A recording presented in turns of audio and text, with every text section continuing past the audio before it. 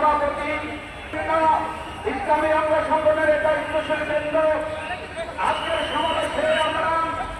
বাংলার জমির একটা কথা